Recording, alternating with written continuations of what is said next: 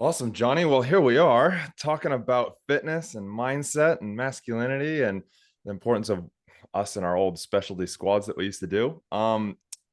Just so that viewers and listeners know a bit about me, I'm ex-New Zealand police, originally from California. I've been here in New Zealand 18 years, did everything from frontline to looking after two prime ministers, and even got to work alongside Secret Service when Biden came over as vice president here, along with other diplomats and stuff like that. So I got to do some fun stuff. I got to see some cool things, and yeah, fitness has always been a part of my life and kind of saved my life when I was going through burnout and PTSD and all of that. So we're going to talk a bit about it today.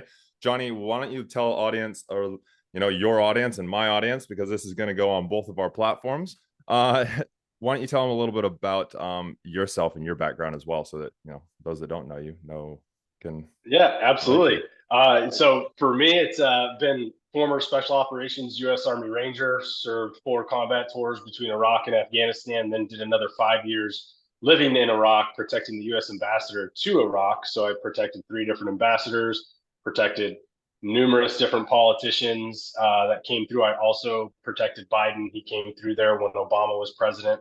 So did a lot of that working, coinciding with Secret Service in the Middle East because we were the subject matter experts in the area. So that was a lot of fun too. But yeah, I lived that life for about 10 years, coming out of high school, about 17 years old. And then from there, I've dove into men's development since I came back and realized the struggle and the transition for a lot of people with backgrounds similar to ours, but Mm. male and female. Women have struggled too when they're coming from those super alpha, masculine, high octane jobs. And they have similar things that burden them when they come out of that and how they can relate back to the world. And not only, it's really funny. I haven't talked about this. Maybe it's something we can talk about too, because Yeah. I know some of your audience is women, but it's how do women kind of get that femininity back after coming from like a super ultra masculine environment? That's something that I haven't dove into, but I know that there's a lot of women out there that are seeking that because they want to be with a man. And men particularly aren't super like, oh yeah, I want to get this woman who's like acts like one of my bros. Like guys want that femininity too. They want that softness, that nurturing from their counterpart. So I've never actually dove into that on a podcast. It'd be very interesting to explore I mean, obviously neither of us are women, so we're not going to No. know the inner workings, but we can assume and Yeah. project. So all you women out there, Yeah. don't be offended. We're just two No. dudes talking about it, but you're more than welcome to give us some comments on if we hit the nail on the head or not. Yeah, no, I think that's awesome. I love the fact that, and this is I didn't realize this until literally just now, but you're doing a lot of the post stuff. So like helping people get out of it and that. And my passion's about the pre. So set people up with the tools so that they don't have to live in that hard masculinity, that I guess the terms out there, the toxic masculinity of the professions that we were in. Because I don't believe that you need to. Yes, there's times where you need to step into it, but being able to balance both of them is so much more powerful. And I love that you're talking about females. A lot of my clients are females, and so I think I have a little bit of an insight into there, and working with of the 600 people I've helped in the last 4 years, probably working with probably about 400 of them are females. So I think I've got an idea of that, but I think no, that'll be great, as well as talking about that fitness side of stuff today.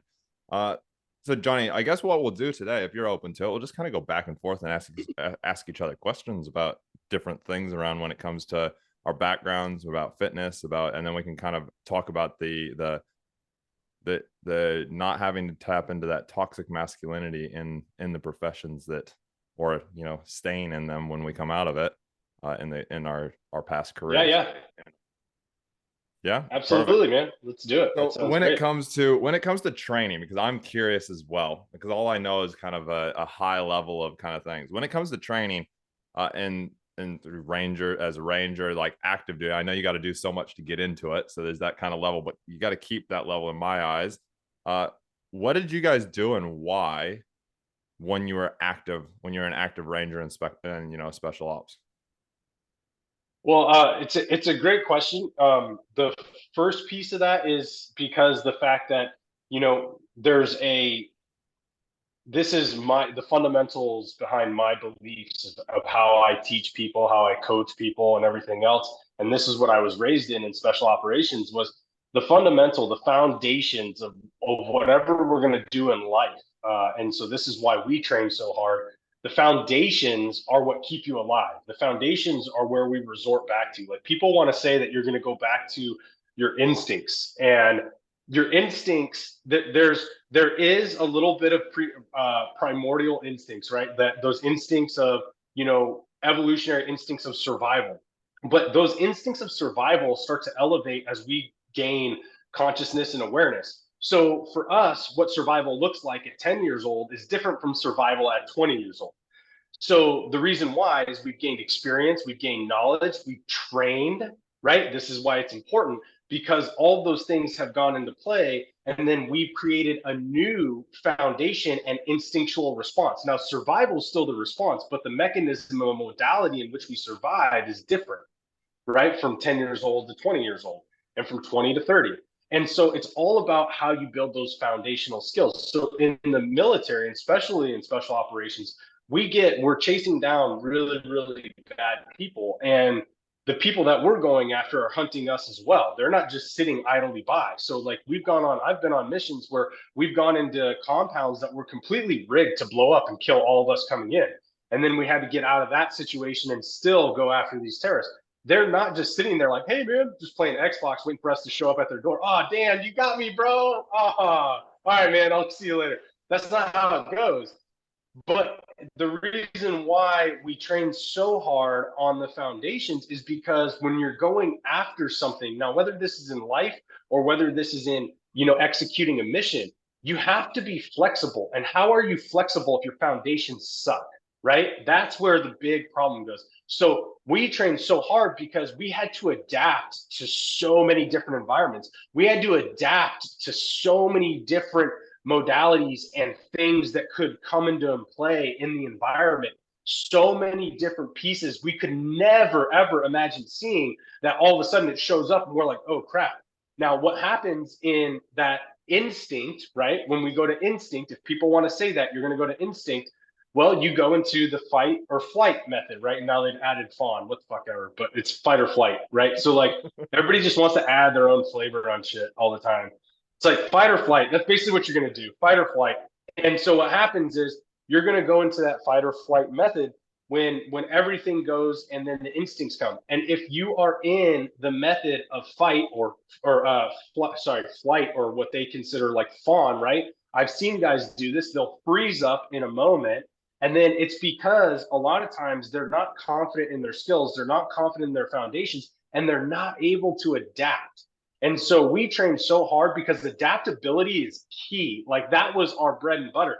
People want to say it's all kinds of other things. It was adaptability. We could take organized chaos and make it look like a dance. But it's because we could walk straight here, run into something there, do a turn, walk to that point, do a sidestep, and still make it out of the same door up there, because we can figure out how to just adjust and be fluid in the environment. That is why it's important to have foundational training. That's why it's very important for us to have the fundamentals of everything we're doing. That's why training from your body to your mindset is all about consistent training, so you can become adaptable when those moments hit. I love that, man. Like my motto for a long time, like ever since I left the police, and it's my motto in my business, is train hard, test easy. Because as you said, when we train hard and we train, to the limits, the tests become so much easier because we can, like you said, adapt to it. We can shift with it. We can find a way through and around, instead of just giving up and rolling over and going, okay, I'm done now. And in our past professions, if you give up and you roll over, well, it's not just your life. A lot of the times it's the life of your colleagues. It's the life of civilians. It's the life of, bad things happen. And so, no, I love that, man. That's so, yeah, the way that you said it was perfect. Well, yeah. Well, and I love your saying of train hard, test easy, because that's essentially like what happens when you don't know what the test has, right? What happens? Everybody overtrains. They over, for people that aren't seeing this, I'm putting up quotes, they overtrain. So they have no clue how hard the test is going to be. So they make it incredibly hard on themselves. They're like, I'm going to give myself the hardest things. I'm going to research everything before I go take this test because it could be on any of these subjects within this one broad subject. So I need to know pieces of all of this. Then they get to the test and it's 10 questions and it's super easy stuff that they knew before they even trained super hard to make sure they pass the test. And then they're like, oh crap. Well, I mean, maybe I didn't need to do that, but the test was super easy, and like that actually was way less intimidating than I thought. I made out this thing to be something super crazy in my head. Yeah. So the effectiveness of training, overtraining, or training to a high level, let's put it that way, training to a high level prior to the test allowed them to look as the test is easy because they had no concept of what the test was going to hold. Therefore, they had to raise the stakes on what they knew so they could make sure that they could address everything and at least pass, right? So that's where I love that saying, because you're going to train so much harder when you don't know what the other side of the picture looks like. And whether now, depending on what you're doing with your mindset or what you're doing with your body or what you're doing for, work in general, when you don't know what the other side of that looks like, but you're determined to get there, you're always going to push harder and you're going to raise the stakes on yourself so that you can get there and be successful, because you don't want to get there and fail, because then now you've been going on this process. You're going to have to turn around and tell everybody you failed. This is what people like. This is why people don't even start things, because they're so scared of who they have to tell they failed. So, if you start the path, majority of people are going to be like, well, I don't want to turn around and tell people I failed. So I'm going to train really hard, or I'm going to push the stakes higher. So I love that saying. That's a really good one. Yeah, I've lived by it for a long time, and that's why in the gym I train, and when I say it, a lot of people interpret it, oh, you got to give everything that you have, everything you got to give. It's got to be this bar up here. The bar changes. Like training hard is giving what you have in that moment. There's 2 days ago in the gym when I went in and it was just like, I'm tired, my body's sore, things just aren't going. I'm just going for the movements. And a lot of times you go in, this from going to the gym, you go in, you start doing the movements and it turns into one of those good workouts. Well, that day it wasn't. And so in my mind, I go, hey, that's actually a test of how resilient and how adaptable, as you said, am I to actually going, okay, cool, it's one of those days, chalk it up to that and move on to the next day. Yeah, absolutely. And I had, that's funny. I had earlier this week, because I've been sick all week. I don't stop training in the gym because it boosts your immune system. So it's a very positive influence on your immune system to get into the gym. The fortunate thing is I also have a home gym, so I don't have to worry about getting anybody else sick. So I went down and trained. Bro, I was just sucking ass. But I was like, you know what? I'm down here. And there was like moments where I was like, just get upstairs. You're embarrassing yourself. Like, just get upstairs. And I'm like, no, I'm going to stay down here. And it literally, I had that conversation for probably a good 30 minutes out of a 50-minute workout. And the next thing I know, I looked at my watch and I was like, oh, shit, it's 55 minutes. All right. And I did my whole workout. And I was like, you know what? I did the whole workout. It wasn't as beautiful as it always seems and looks, right? But it got me in here, and it was the momentum of doing it. And you're right, man. There's those days that just they're not winners. They're not winners in the context of like, guys or guys and gals who have high expectations for themselves, but they're winners in the sense of like, you didn't stop the routine and you continued to train. And although you weren't doing it at the highest level possible, whether you were incapable, whether your body just didn't feel it that day, you still train the foundational pieces. And that's what's important. You still trained the foundational pieces that you've been laying out, and you didn't give up on it. And so that's incredibly important for that. So that training like mindset of just being in there, yeah, it's not always going to be your best day in the gym or your best day reading self-help books, or your best day writing content. It's not. It just isn't, man. Sometimes it's not even your best week, bro. You just go through these. We all go through. I mean, you look at these sports players. They go through slumps. You'll see guys like Mike Trout, who's one of the most prolific batters in all of baseball, and this guy's still a kid compared to a lot of people. And this dude has slumps. Bryce Harper, great batter, has slumps. Pitchers have slumps. They all have slumps. Yep. And what happens, they'll go through a stretch in the season where these guys just are not performing, but then they come out of it and they are aces, right? And then they just go. And so it's just like all of us in life. I think we we put so much expectation on ourselves that are super high sometimes, because we just constantly are looking at the mountaintop instead of saying, like, I want to be part of the process. And I'd love to get your insight on that. Like, what do you see from a lot of your clients? What are you seeing from a lot of the people that you're working with who are just constantly like, they're never cutting themselves slack, in the sense of like, hey, just respect every day, work hard, but respect every day. You don't have to just keep looking at the mountaintop. Yeah, like it's so common because especially in the roles that we did, or the people that I'm helping and assisting to become the best police officers that they can be, or the best people that they can be. A lot of them are A-type personalities. That alpha kind of, I can do anything, I can get, but then also deep down inside they're sitting there going, "There's no way I'm going to do this. I can't accomplish this." And it is that whole looking at the, like your analogy, looking at the mountaintop of, I have to be there all the time. And I'm bad at it as well. I'm like, I want to be here, and I'm getting better at it every single day, and I'll be honest about it. uh and it's that wanting things now before you go through the process, and without the process you can't actually get there. And my belief, and from working with a lot of people on this, is it actually comes down to not knowing yourself, not actually Mm-hmm. knowing who you are as a person, as a man, as a woman, who you are, and what your values are, what your beliefs are, what your purpose, or your, I call it your, your why, your mission in life for yourself. We as children, we're always told to, look after people and give to other people. I really, if I ever did have kids, which I'm not, but if I ever did, I would never tell them they have to share, because you're now telling them that they're sitting there enjoying something, and some other kid comes over and goes, "I want that toy." Oh, you need to share the toy, because that's telling them, look after everybody else before yourself. Yes, when you're content with it and you're good with that toy, bring the kid in and play with it together, but don't just give it away, because then you're actually going, well, I'm giving away the things that are important to me. And so when you're always looking for that mountaintop, you're always looking for that, I have to be at this certain level or I'm not good enough. Well, then you're always going to feel not good enough, and because you don't know what you want and what you need. When you know what you want and you need, then you can go through the process and you can be like, okay, well, today's not a great training day, but guess what? I'm going through the motions, I'm going through the movement, and tomorrow it's helping me get to that mountaintop, because Yeah. I know who I am, and I know that today is not that day, but it's getting me towards that Mm-hmm. mountaintop. So yeah, that's the kind of Can things that really I find my clients struggle the most with, is around that. They don't know actually who they are, so they can't actually apply it to the process. They're always just thinking that they need to be this specific person because, again, they don't know who they are. can you do you think that you cannot know your why but know who you are?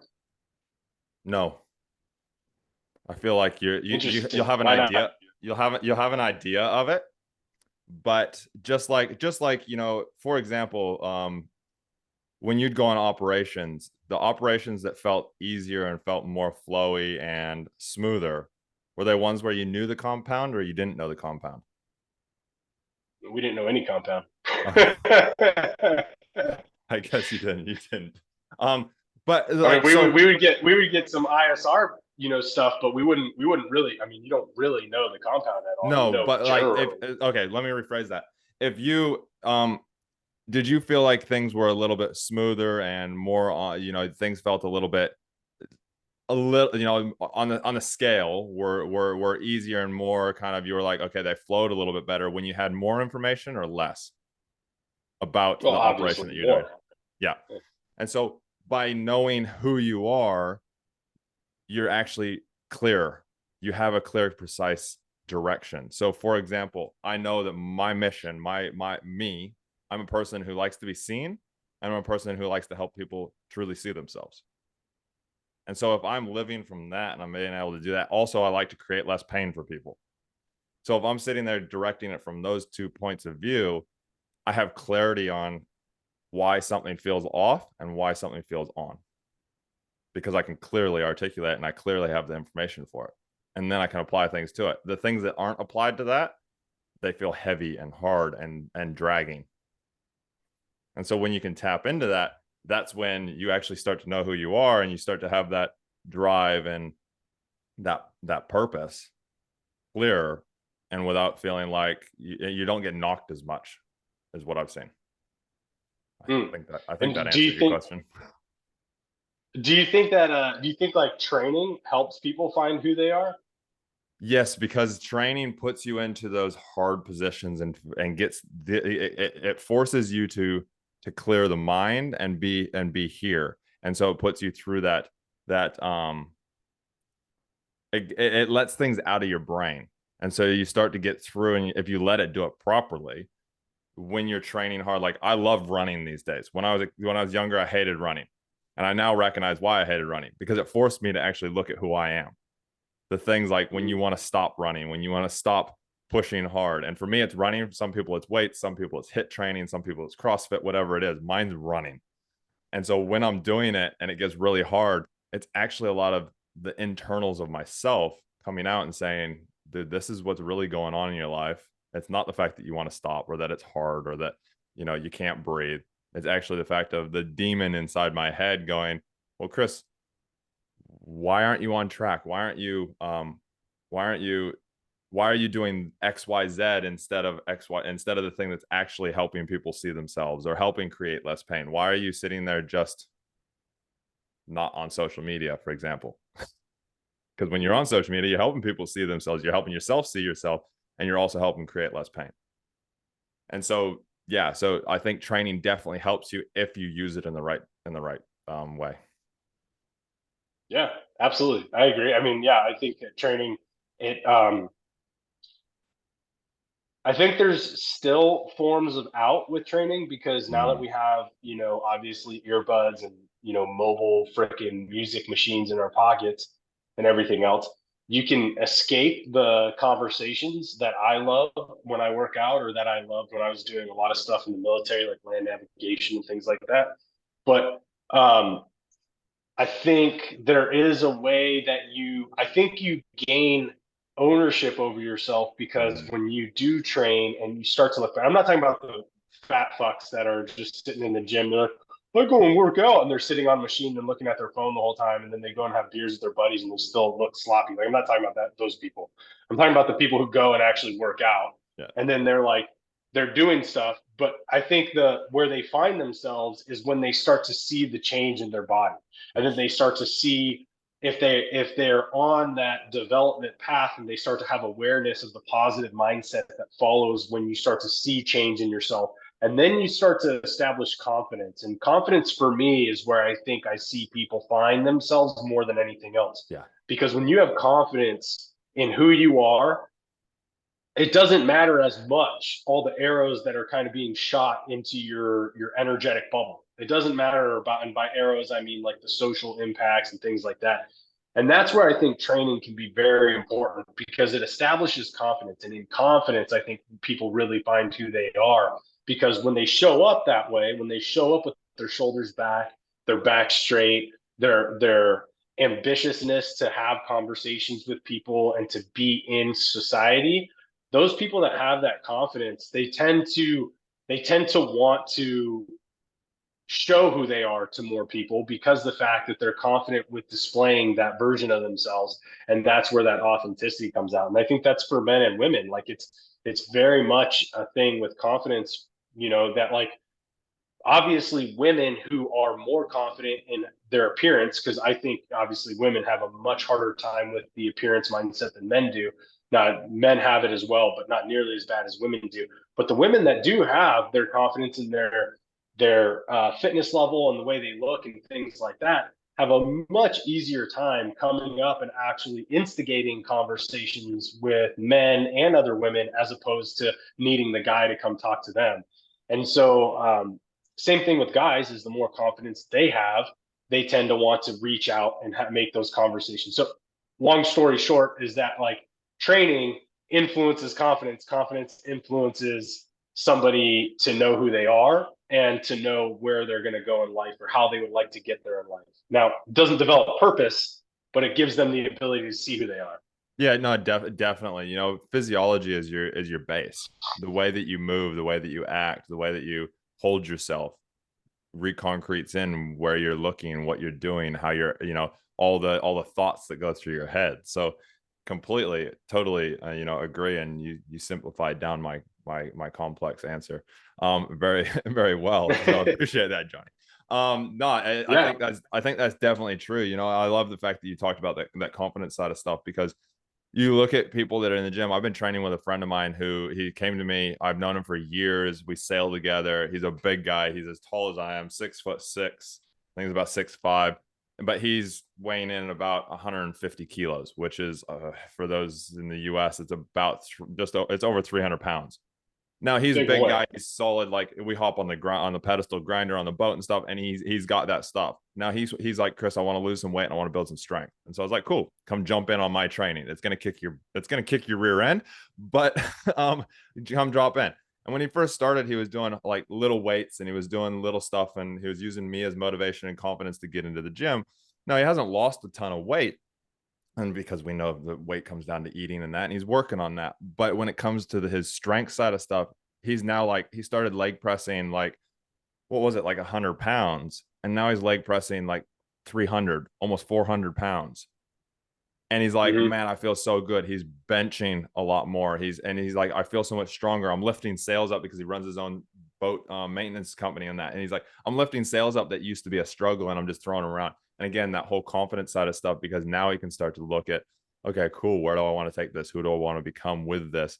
And then you start to take more action. And that's why my motto is that train hard, test easy, because when the judgments come up in your head, it's just another test. But that physiology is Mm-hmm. everything. Like, what is it? They did a study, I think was it Stanford, did a study on people just standing in a superhero pose. Increases Mm-hmm. testosterone by like 25%, reduces cortisol by like 23, Yeah. just by standing. So if you're going in the gym with your shoulders back and you're confident, like I wear singlets, like muscle tees and stuff in the gym and that, not because I'm like, oh, look at me, which is, part of my why, my purpose is to be seen, but I'm looking at myself, but it's because I'm confident. I'm confident in who I Mm-hmm. am. And I've always done it, even when I had a belt, like when I was heavier at the beginning of the year and that, because again, that confidence, but that comes through training, and it comes through, actions, taking actions. Johnny, we talked about at the beginning, talking about that A-type personality, and that masculine becoming that, like that version of yourself that you're not truly are within spec ops, within military, within police. What's your belief on, well, how do you help your people come back from being that, like, especially as a female? Let's go into that female side. And for all those females, we're just putting Yeah. our masculine, our observations on it. So please drop in the comments what your beliefs are, or if we hit it on the head at all. What do you believe Yeah. is the best way for women and men? Because I feel like even men, like as you said, men come out of it and we believe that we are this certain image, and we lose that identity. I know, speaking as a cop, you lose that identity of, I'm a cop and this is why I do what I do now. So your identity is you, not what you do.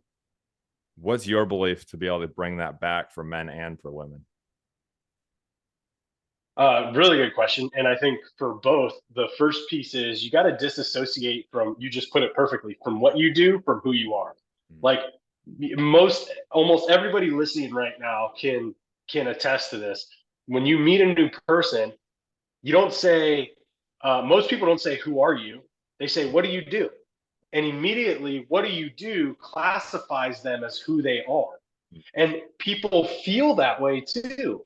Because then when you're like, hey man, my name's Johnny, what's your name? You're like, I'm Chris. I'm like, oh yeah, so what's life like for you? Like, oh well, I'm a this. It's always the first thing that comes out of people's mouth. I'm a this. Okay, that's not who you are. That's a job you do. That's a cog in the wheel that everybody told you had to go be part of so you could be included in society. That's not who you are. You know, who you are is like what you said.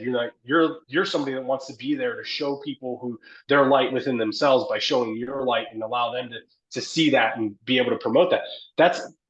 That's who you are. What you do is not who you are. So the first thing is what a lot of people from these high octane jobs, and I'd love to get your perspective on this too here in a second from where you came from, but most people they believe their purpose is what they did. So especially for special operations, like our purpose, yeah, like we were fighting for each other next to one another. Like we never wanted our buddies to get shot. But right here behind me, this flag, this is what we stood for. Like this is what we fought for every day. It was way bigger than us. Well, that is the epitome of what a purpose is. It's way bigger than you. And so that became what we believed we were. And so when we left and this no longer was what we were fighting for, and we were told that we had to go get a job, or we chose, not even we had to tell because that's not what it was. We chose to go get another job. We chose to get out of the military. We chose to do something different with our lives. We all of a sudden had this really weird separation of like still saying this flag was me, this was my purpose, but I'm not doing a job that's aligned with that purpose. So it became misalignment, and then that's where the depression kicks in. That's where the mediocrity kicks in. That's where the mundane kicks in. That's when life just becomes pure, just, hey, let me live for the weekend and get another drink in myself. Like that's all it is. Because our purpose is not near our trajectory in life anymore. And the problem is that this was never who we actually were. It was something that we believed in. So it gave us our why for why we got up every day and said, yeah, I'm willing to go get shot at and blown up today. Cool. Yeah, this is going to be fun. That's why. But at the end of the day, we never separated that when we left. And so we have to first say, hey, what we did is not who we are. Now the gloves come off. We get to choose whatever it is we want to be. We get to choose anything that we desire to move forward to in life. And when that purpose, that true purpose comes up, not passion, but when that purpose comes up, we're ready to take that on and say, that is part of me. That is part of my soul's contract with this earth. That's part of my soul's contract with this body and this life. That lights me up every day. That's who I am. So I'd love to get your perspective on that as well. But yeah, so through the last few years, I've done a lot of work on this because when I left the police, I left from burnout, PTSD. I had depression, I had anxiety, like wasn't ever officially diagnosed, but my counselor was like, Chris, you're burned out. You have states of depression, anxiety, you name it, you have it from most likely from all the PTSD and trauma that you've seen, which so then I left and I had a long fight with it. And even up until probably about 18 months to 2 years ago, like, yeah, 18 months ago, I still had a little bit of a, somebody would say something bad about police and my back would come up. Now it's not, because I've really tapped into, and I knew who I was out of that, and the identity had shifted, but it hadn't been concreted in. And so long story short, what I've recognized is that our why, or who we actually are, not what we do, but who we actually are, was seeded and planted when we were really young. Like I'm talking pre-7, pre-6 when we were developing. And it will 99.9% of the time, and seen some positive cases, but most of the time it comes from what we perceive as a negative occurrence or a negative thing. So mine, for example, my why of needing to be seen, which is my why, needing to be seen, comes from my dad going to chiropractic school when I was a kid, and he'd be gone all week long in San Francisco, about 4.5 hours away, come home on the weekends, and then every time he'd leave, I'd cry myself to sleep. And so that's where mine drops into, because I didn't feel like I was seen by my dad ever. Yet, if I actually look at it, and I'm actually aware of it now, I was seen all the time. I was like, in my eyes, I look like I'm probably his favorite. We still see each other all the time. But that feeling like I needed to be seen comes from that. Now, through my entire life, I always did things in I don't want to say it's like the negative way, but it's that I need to be seen to prove myself. I need to be seen to create connection.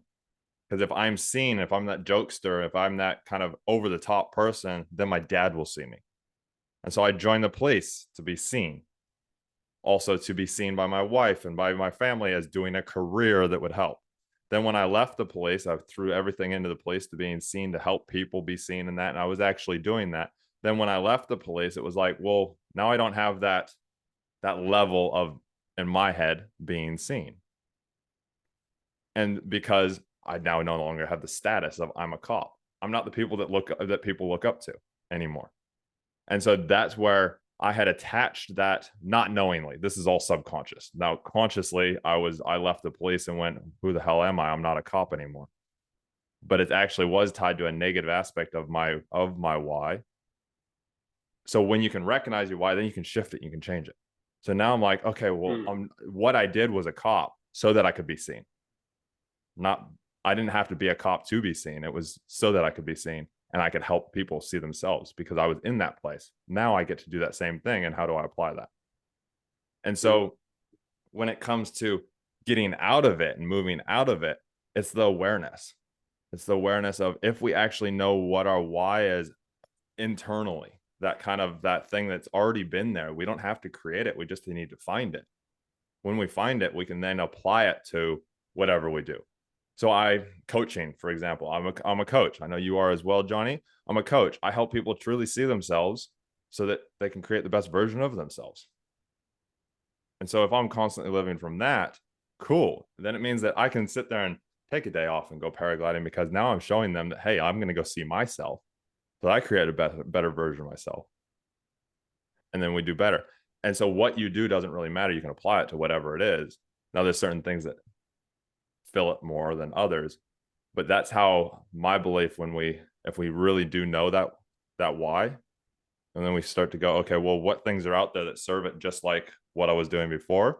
What we're doing has a little bit less impact on who we are. And then when people ask, who are you, instead of what do you do? Like when people ask what I do, I go, I help people see themselves. Yeah. And so, because that's who I am. I help myself and others see ourselves. And so, yeah, when you know that, you can then that what you do, you can then make what you do serve you more. You can then also, when you go to leave it, it doesn't hold on to you as much. You're not like, hey, that is me. I have to have a uniform on, and I have to have a badge, or I have to have a gun, or I have to be making this level of impact. But actually, no, wait a second. I just need to be who I am. Yeah.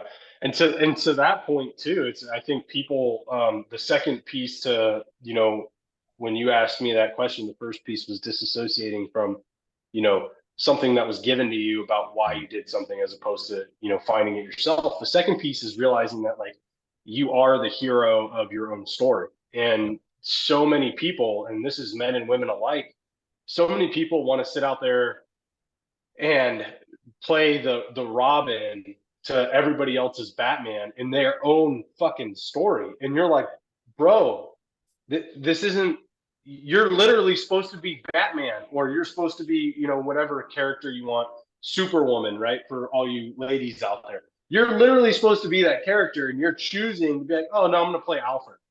You're like, what? What? This is your movie.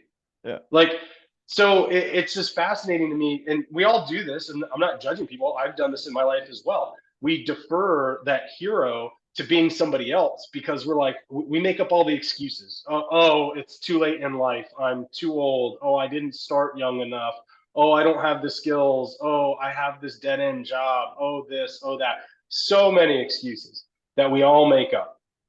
And the excuse monster comes in, and Dr. Wayne Dyer talks about these as mind viruses. These mind viruses come in and they just plague our ability to see that we are the hero of our own story. And then we never believe we're the hero to our own story, because guess why? We never talk to ourselves like we're the hero of our own story. We never see ourselves as Batman or Superwoman jumping into a situation where people are in trouble and us actually saving them. We don't look at ourselves that way. We see other people that way, but we don't see ourselves that way. And so that's the other piece, is that I think when people come out of these high octane lives, you put it perfectly. You were given skills. Like, you were given some real awesome skills to not only raise your, when you do find your why or your purpose, to not only raise that up even more. It prepared you to actually be able to do that, but it also prepared you to say, hey, I can still be that person that I believed I was. I'm just writing the story now. I'm the one that's developing the purpose, and I get to be the hero of that story.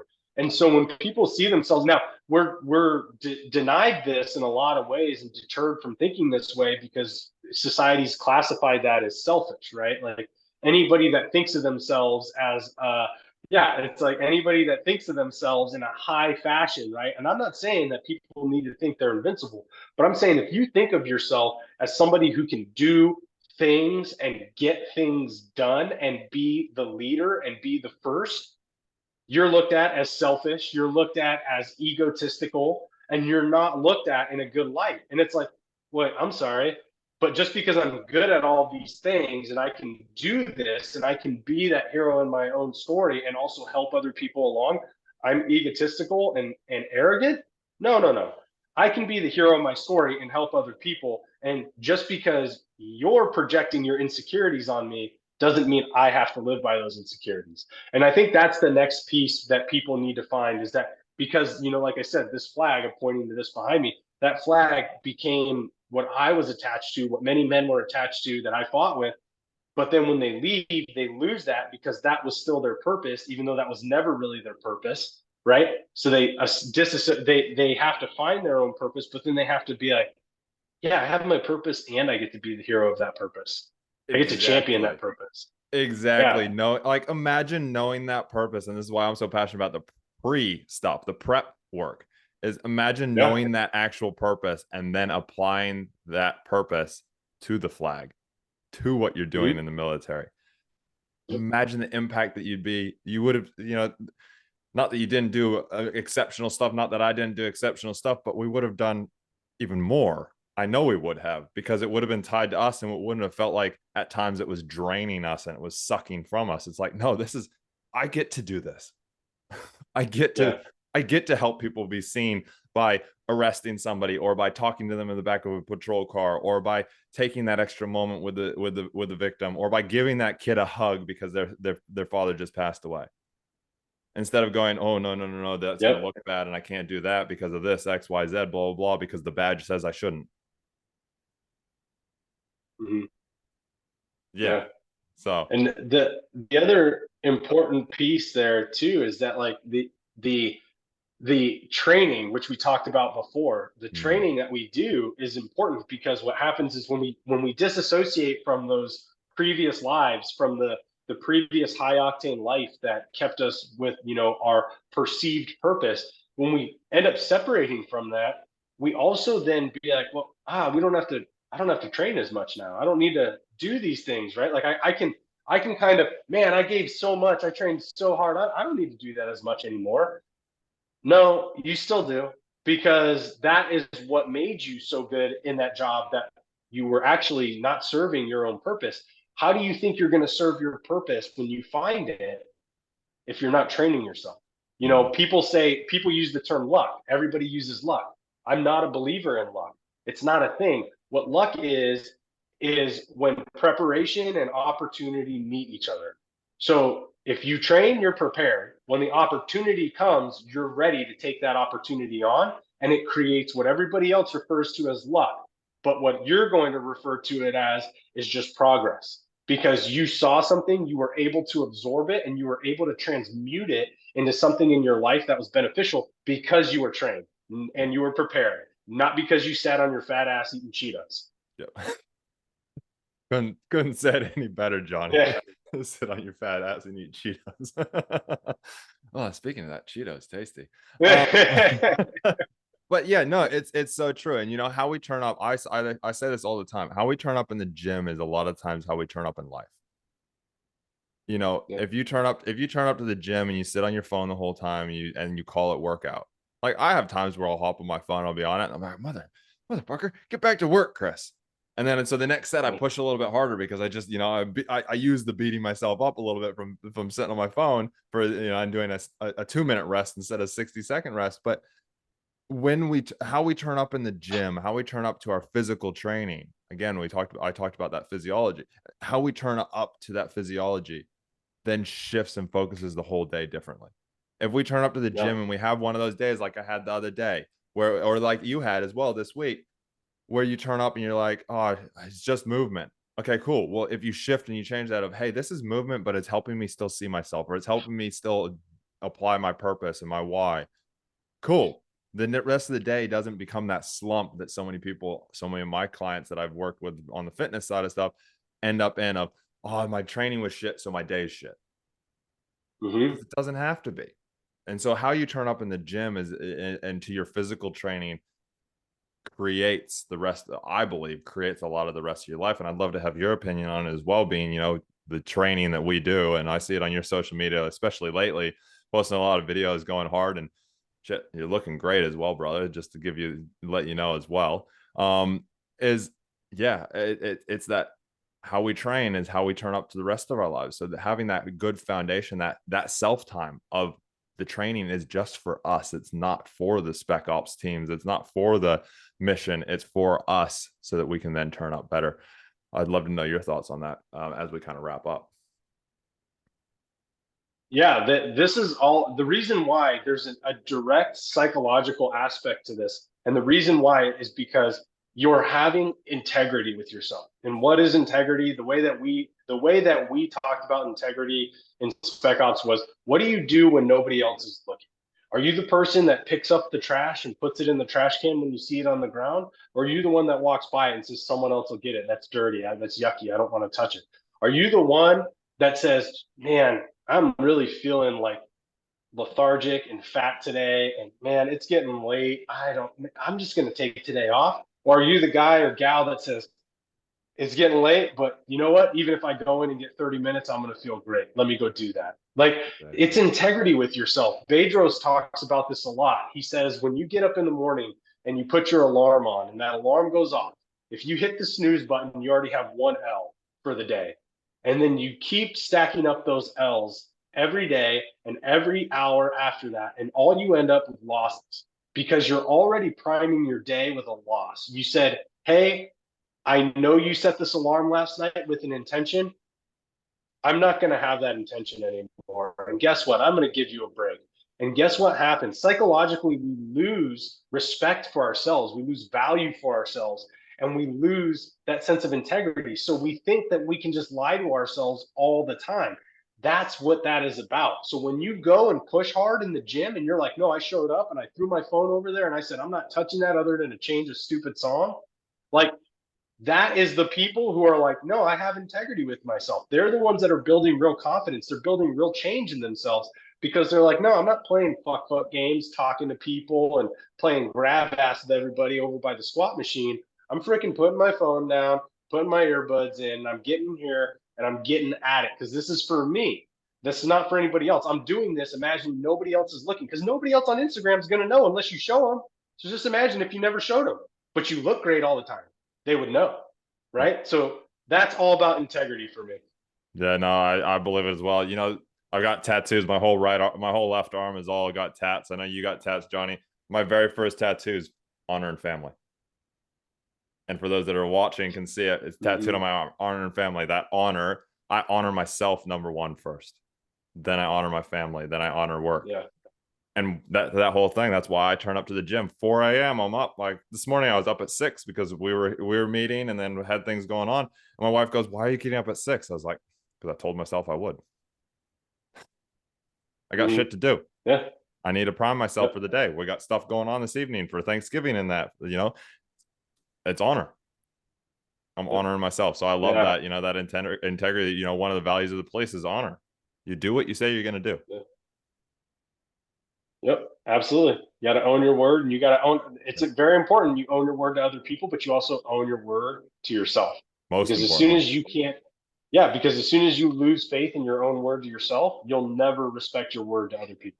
Yeah, exactly. It's a flow on.